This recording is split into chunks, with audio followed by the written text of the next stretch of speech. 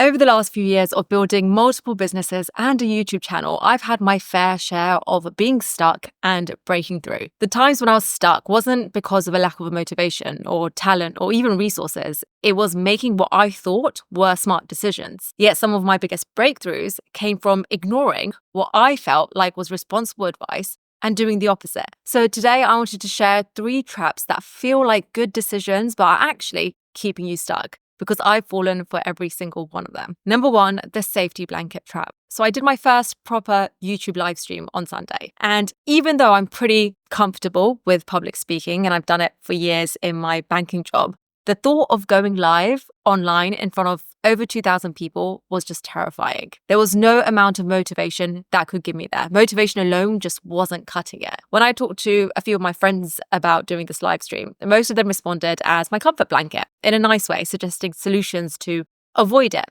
Maybe just pre-record it. You don't have to do it.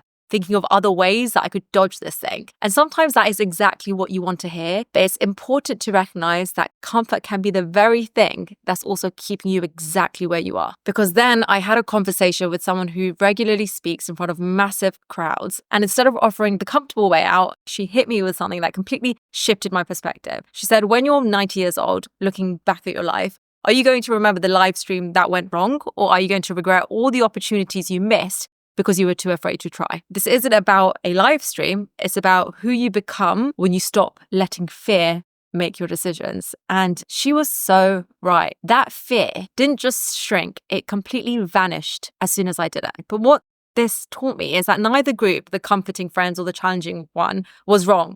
They were both just reflecting their own realities. One group was seeing through the lens of comfort and safety, while another was seeing through the lens of growth and possibility. And had I not met this person, I would have just found a way not to do it. Think of it like this. Humans are basically thermometers. We adjust to the temperature of our environment. If you're surrounded by people who think starting a YouTube channel or a podcast is risky and scary, guess what? That becomes your normal. That fear becomes your default temperature. Put yourself around people who casually talk about building big businesses or taking risks or trying new things. Suddenly, those scary things start feeling pretty normal. Your baseline temperature rises without you even having to push. That's why the opinions you take in when you're making an important decision is super important. And the people around you at that time are setting your normal thermostat.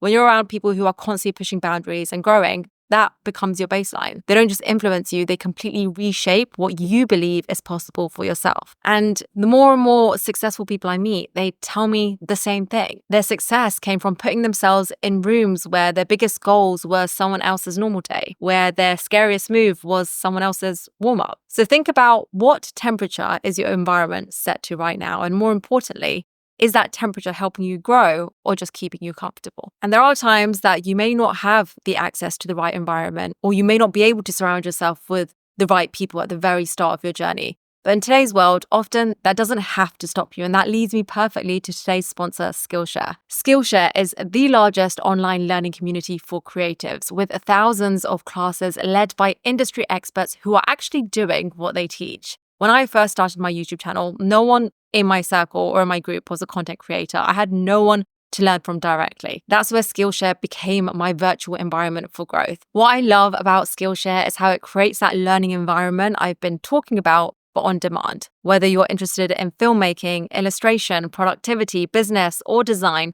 you're surrounded by experts and fellow learners who are on the same journey. The platform is designed with this learn by doing approach, where you're not just watching, you're creating projects and getting feedback from the community. It's like having a mentor and a supportive circle all in one place. And what's really powerful is how you can learn at your own pace through their learning paths. These are curated sequential class collections that help you master specific skills step by step. But there are so many classes from Skillshare that I could actually learn from, including this one about YouTube success. How to script, shoot, and edit was such a game changer for me. So whether you're just starting out or looking to level up, you're always in the right environment for your stage. The first 500 people to use the link in my description will get 1 month free trial of Skillshare. Thank you so much, Skillshare, for sponsoring today's video. Number 2, the maybe tomorrow trap. You know what's fascinating about procrastination? It's not actually about being lazy. I know some seriously talented, ambitious, intelligent people who are actually stuck in what I call the maybe tomorrow trap.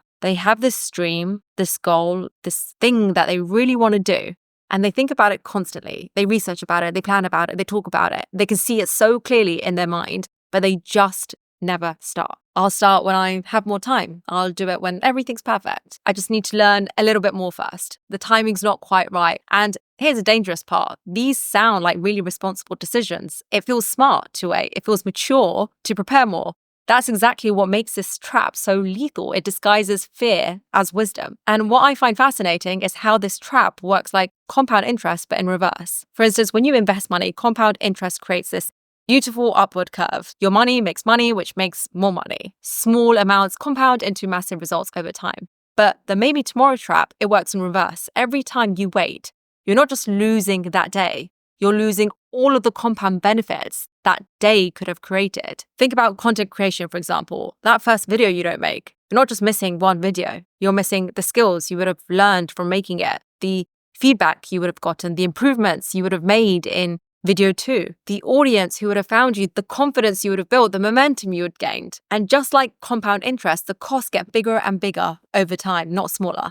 The gap between where you are and where you could have been just grows exponentially. And the worst part is that we don't feel the cost. We don't wake up feeling all the ways of all those maybes piling up because we don't know what could have been. And this leads me to a simple question that cuts through all the excuses. What would you do if you gave yourself permission to be bad at it? If you accepted that your first attempt won't be your best attempt, because that permission to start messy, to learn publicly, to be embarrassingly bad at something new, that's not just the way out of the maybe tomorrow trap. It's the price of entry for anything worth doing. Number 3, the complexity trap. The fascinating thing about success is that we tend to overcomplicate it. In fact, I've noticed that the longer someone stays stuck, the more complex their solution becomes. So for instance, I was talking to someone who wanted to start getting fit.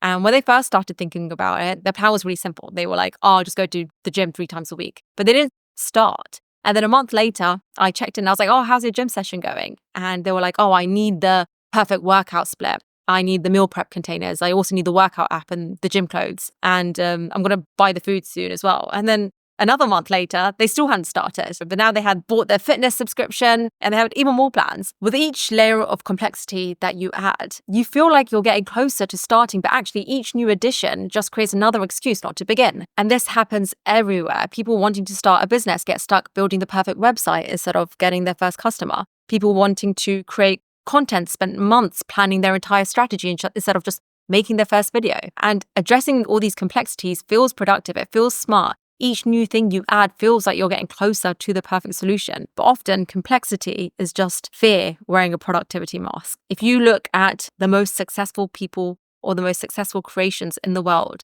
the first iPhone could barely do anything compared to its capabilities today. Amazon started by just selling books. Facebook was just a way for university or college students to connect. They didn't wait to build the perfect solution with all the equipment all at once. They started with the simplest version that could work. The truth about complexity, it's usually not making your solution better, it's making it harder to start. Every feature you add, every condition you create, every new thing you decide you need to do before you can begin, they're all just new ways to stay stuck. And how do you get out this trap? You ruthlessly simplify. Ask yourself, what's the simplest version of this that could work? What could I do today with what I already have? And what would this look like if it was easy? Those are 3 really simple mindset shifts that completely changed the way I approach anything that I do. And if you have found yourself falling into one of these traps, let me know what's the first action you're going to take to reverse it. Thank you so much for watching. Don't forget to subscribe if you haven't already. And if you enjoyed this video, you'll also enjoy this video over here.